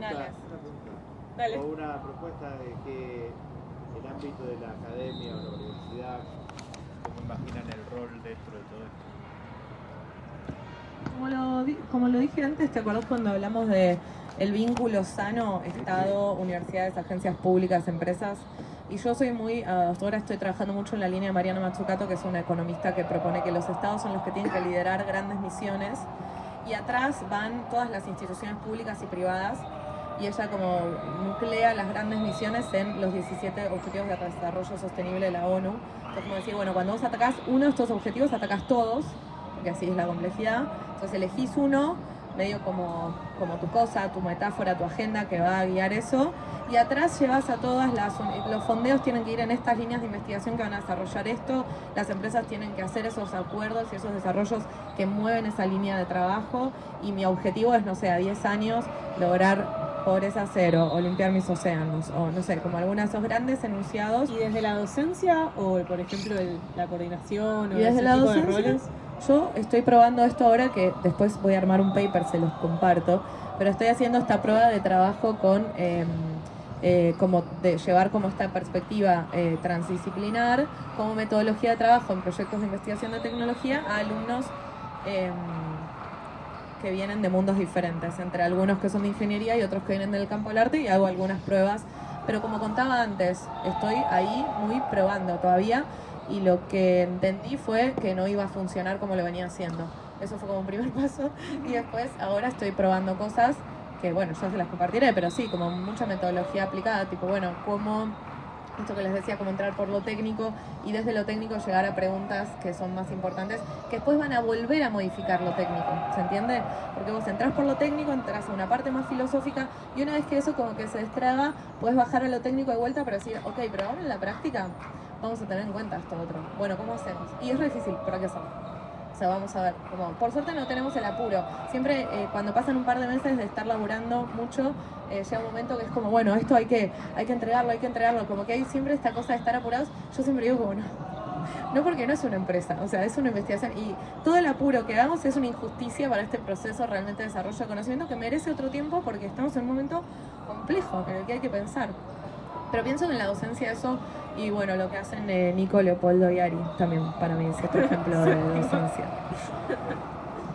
Después en mundo coordinación, ¿qué?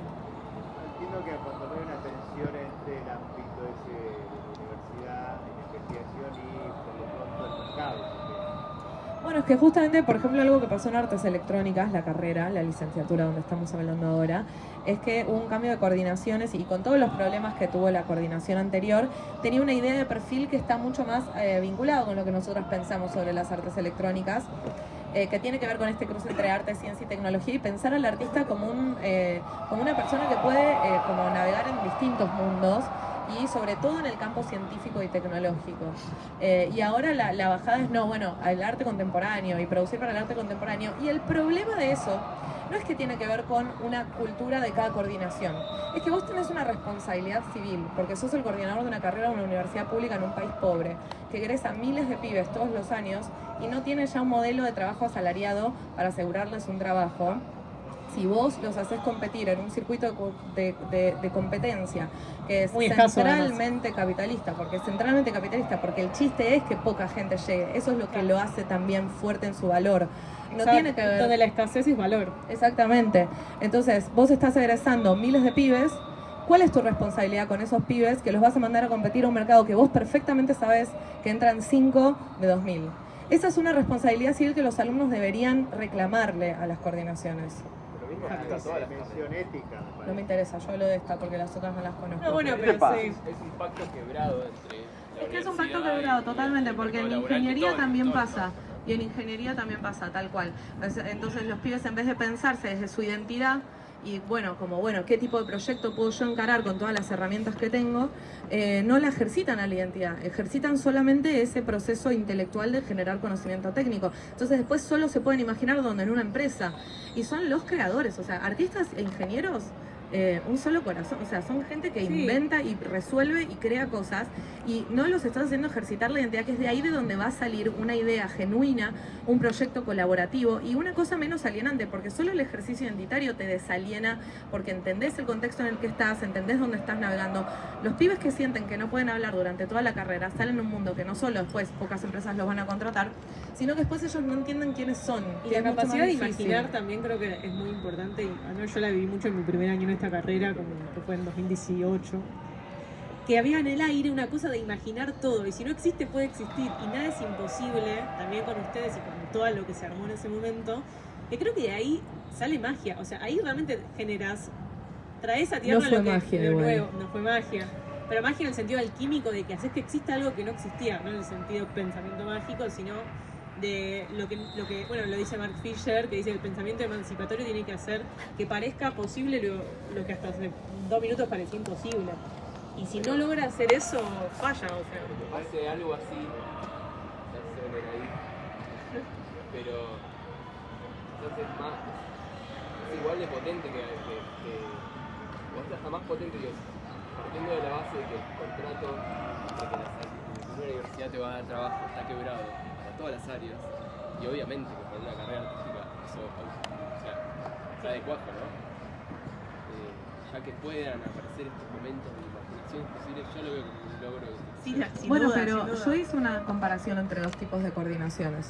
No es lo mismo con esa responsabilidad y ese contrato quebrado hacer una propuesta de perfil de estudiante que tiene que salir a competir en el campo del arte contemporáneo que pensar en este mundo quebrado, en este mundo que no tiene salidas laborales. Este artista, en vez de pensarse en el circuito del arte contemporáneo, tiene que poderse pensarse en cualquier circuito. Porque cuando yo estaba en INVAP, la coordinación, porque lo inventás, porque cuando vos como artista estás circulando en un lugar que no es artístico, lo estás inventando, lo estás creando. Esa es la obra más grande, que es un camino rarísimo que la gente dice, no entendemos de qué vivís. Buenísimo, perfecto, no tenemos por qué entender tampoco. Ay, tenemos una torta para cuando cerremos el... No para de haber tortas. Sí, ¿qué hay una torta? Esto es increíble. Porque he sido bendecida. Espera, y entonces, para cerrar eso, sí, hay cosas que se pueden hacer desde una coordinación, porque entonces cuando vos posibilitás esa imaginería en los pibes, que yo cuando estaba en INVAP, que yo decía, ¿qué hago de acá en el reactor nuclear con mi cosito para neurorehabilitación? Todos nosotros, full Arduino, ni idea. Y entonces nos llamó el coordinador de la carrera y nos dijo, está perfecto. O sea, ese es el mejor lugar en el que pueden estar, o sea, como aprendan ese contexto, entiendan qué es INVAP, entiendan qué están haciendo ahí. Y como no se sientan como cooptados por la idea de que, bueno, como soy artista tengo que hacer obra, como soy coso tengo que estar acá. Y esa... Colaborar con gente de otras disciplinas, desde el saber que vas a descubrir algo que, o sea, que no existe quizás, o que existió de otras maneras, pero en el encuentro, por ejemplo, no sé, de un artista electrónico con un... Bueno, neurocientífico es algo que hay mucho, pero, o sea, distintas disciplinas, de ahí aparece como la intersección real de lo que emerge, de la que emerge la innovación, o eso que es lo divertido, lo emocionante. Porque estamos hablando de problemas complejos, de resolver problemas complejos, de descuartizar problemas complejos, hablando de varias acciones, y a mí me parece, y lo digo también en mi rol de docente de arte, que cuando uno enseña arte aprende a habitar problemas complejos. Me parece que esa es la especificidad de los artistas. Entiendo que los ingenieros aprenden a resolver problemas complejos. Nosotros creo que aprendemos a habitarlos. Y de ese habitar es imaginar mundos posibles.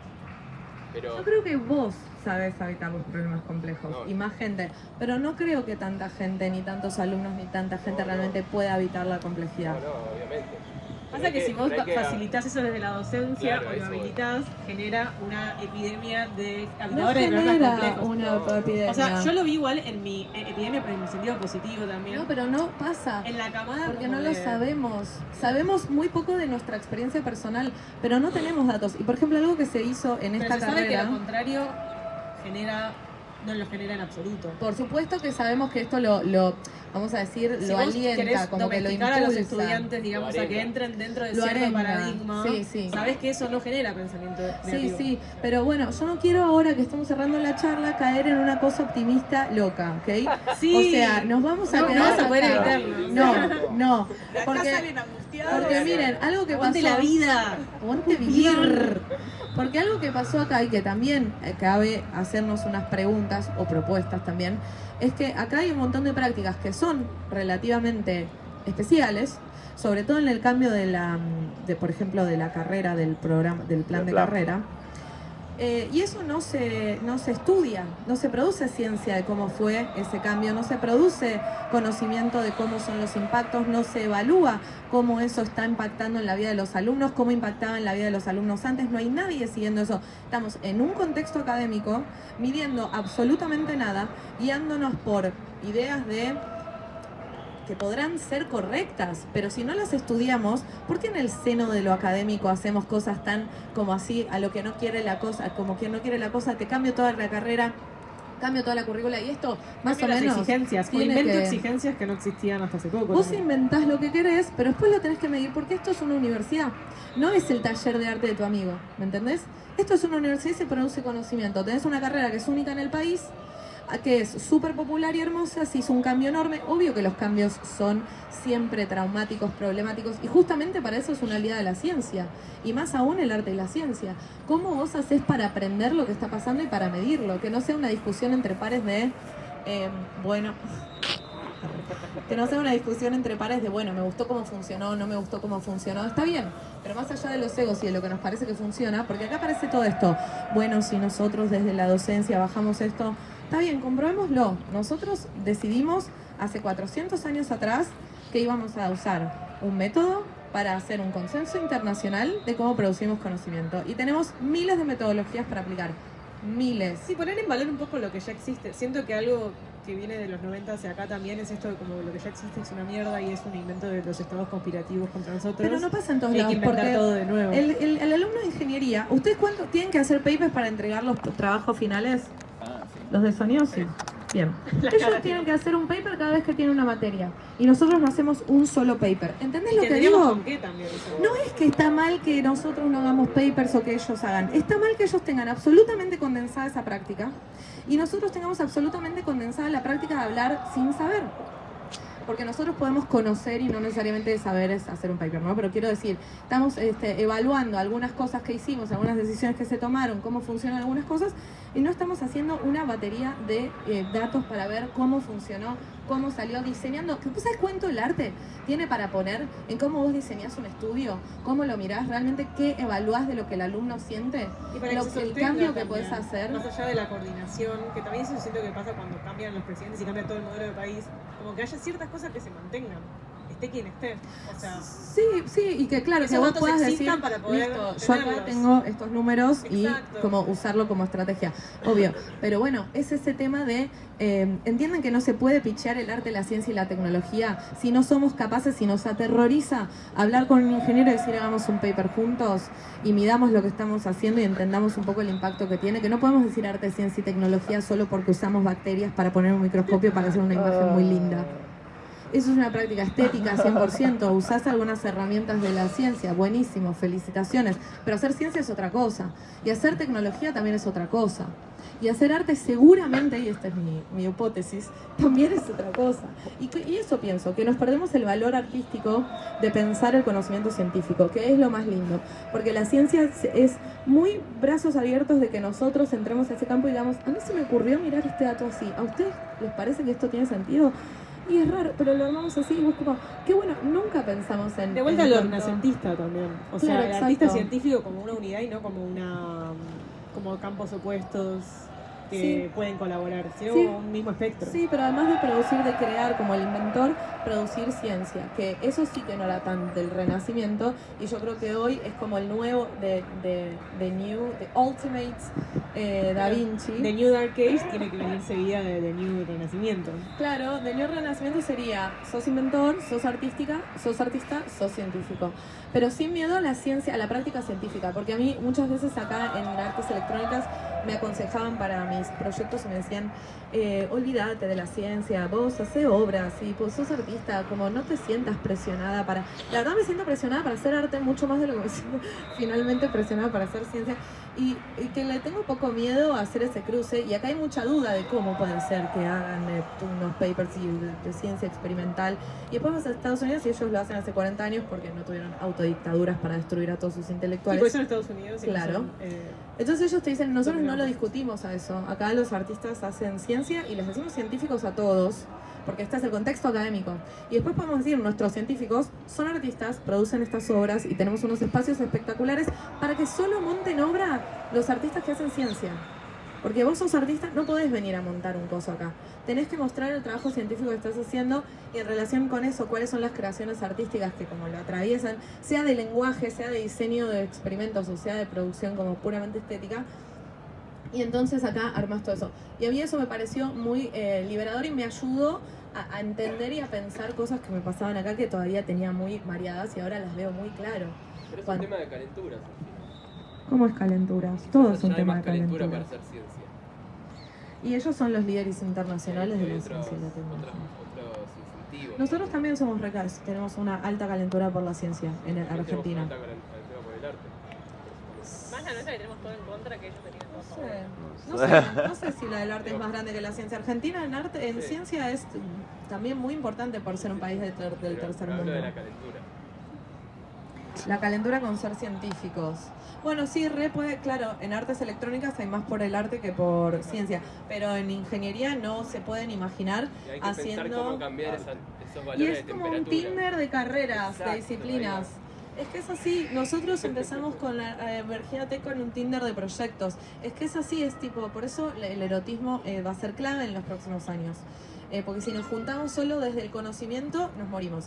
Y si nos juntamos, tratamos de juntarnos por los que no nos, y para, digamos, chocar con todo lo que no tenemos en común, no va a funcionar. Y si usamos todas esas sensaciones para algo más de calentura, ¿no? Y como decir, bueno, pero me calienta, entonces sigamos ahí que en esta melange de quilombo. Te escribo el paper, loco. Te escribo el paper. Y entonces que el ingeniero nos venga a ayudar acá a ver cómo medimos lo que ha pasado en esta carrera. Y que los alumnos también sepan que pueden hacer ciencia, ¿no? Porque estás en una universidad y es el contexto académico el que te da el Y algo entitlement. que, una conexión así libre artística que me vino del erotismo de Bataille, que tiene que ver con que lo erótico es el encuentro entre la vida y la muerte, entre dos cosas como totalmente opuestas y a la vez complementarias. Y en el encuentro de hacer ese paper, como tener esa pulsión, creo que lo hace erótico, ¿no? Absolutamente, pero además todos estamos muriendo. Pero bueno, pues si hacer un paper se vuelve algo como látigo, o sea, bueno, no sé, es como dicen en el Bueno, pero esas son las fantasías que tenemos como artistas. El paper es un látigo. El paper es un... Igual el látigo es erótico, o sea, no sé, por eso digo. Bueno, por eso, pero bueno, te guste o no te guste, digo, si era en referencia a algo que no te gusta, claro, como digo, no es así, esas son fantasías. O sea, seco y como de algo predecible también, como esto es así y no hay nada en juego, que creo que cae en el erotismo, que algo en juego, o sea. Entonces... Y bueno, vamos a cortar ahorita. Claro, bueno, claro, terminemos por con eso. venir, Vamos a terminar gracias. cantando. Va a ser muy lindo hacer un paper. Eso se habló, boludo. Era toda una campaña Era todo para hablar papers en papers. artes electrónicas. Sí. A ver Y si- Ahora para que Tata. los ingenieros también se piensen como creadores. Abran la torta. También. Además de Y que hagamos solucionadores. papers y obras juntas. Y hagan papers y obras juntas. Mira, acá hay casi misma cantidad de gente. Acá ahí podemos hacer un match, Un Tinder match de de un proyectos. Tinder. La próxima tenemos que someter a la gente a que hagan Someter. un proyecto en una semana, ¿entendés? O un proyecto en un día. Tipo, terminamos la charla, juntamos ¿Cómo se llama dos eso? disciplinas ¿Hackathon? y chau. No es Maldito hackathon. hackathon. Bueno, muchas gracias por venir, viejes.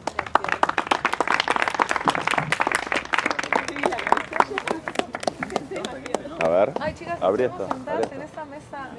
Abrí esto. Debes tener la marca así. Hay que dar la marca. Yo traje unas birras ahí.